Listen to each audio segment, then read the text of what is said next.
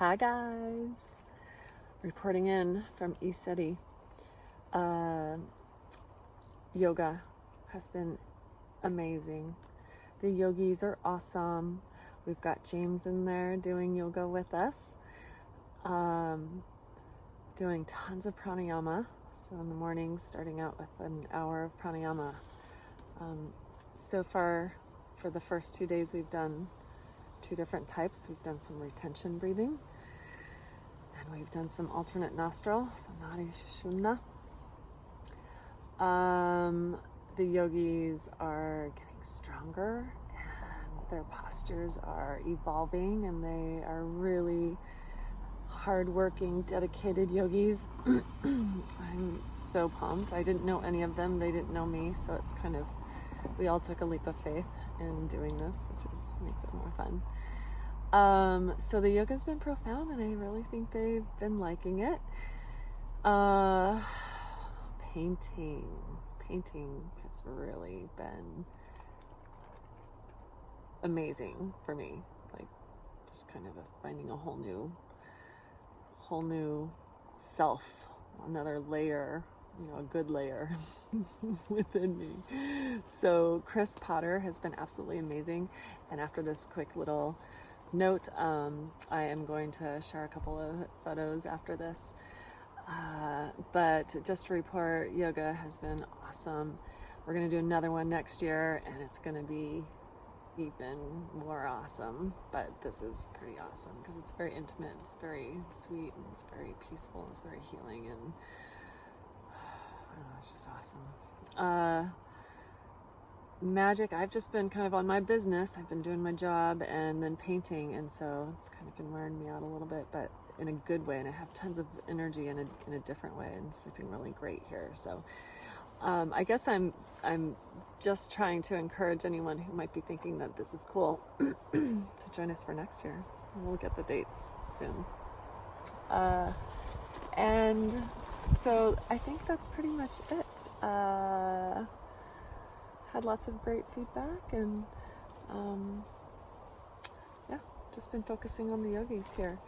We're going to do a sky watch tonight, and we did one last night, and there's all sorts of fun stuff there, and always is. So I didn't get any daytime photos in the last day or so I want to work on that tomorrow.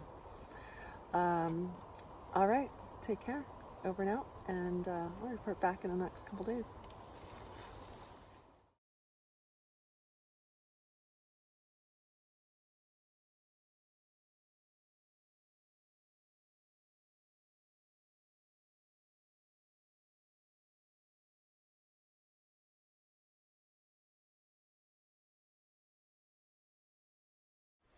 Because of our angle, what's happening is it's actually reflecting the underside of the trees.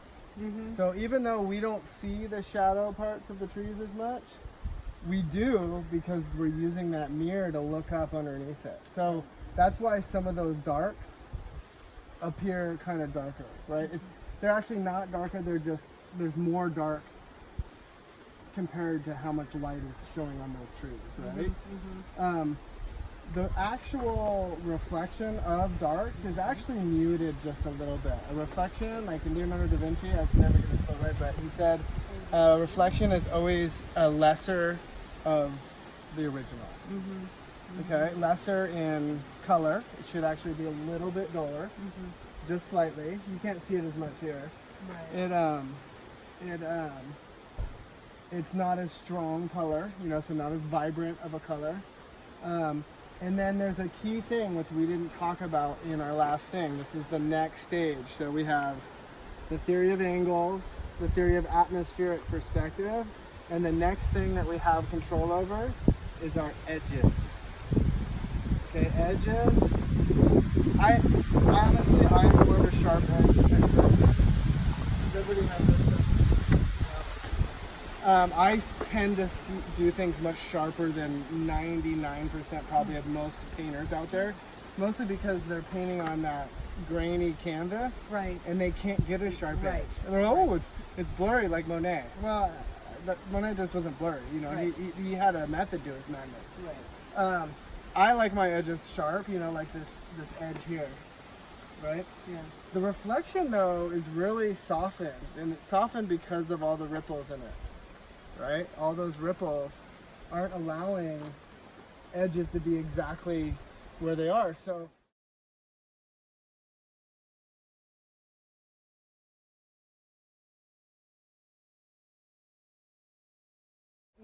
it's a challenge, this type of view, for everybody. Like even for me, if I were to paint it, it would be a big challenge because look at how much stuff is going on.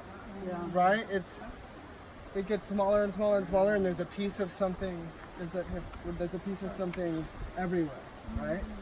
So that's the other thing that's really cool about impressionism painting is that we don't have to paint the leaves to get the feeling of leaves on the tree, right? We don't need to paint every tree that's over there.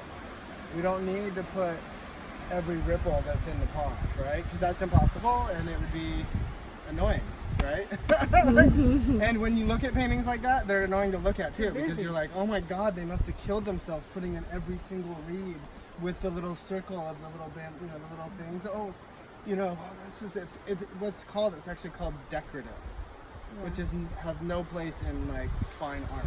Right. Decorative art, you know, you want to do trompe l'oeil on your fireplace, go ahead, that's totally different. Fine art is about feelings and about stuff, so we don't have to paint everything, so that's the good news.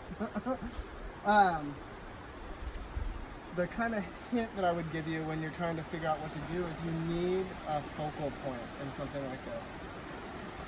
You could say, I mean, you could paint random colors everywhere that are all green and browns and oranges, okay? Maybe and just show a little bit of a shoreline.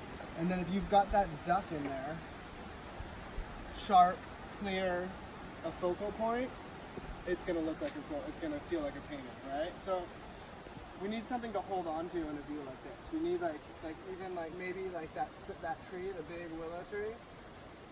Take it this way, and I've got a huge tree up here and just a little part of the pond down here. Our eye is gonna go right to that tree.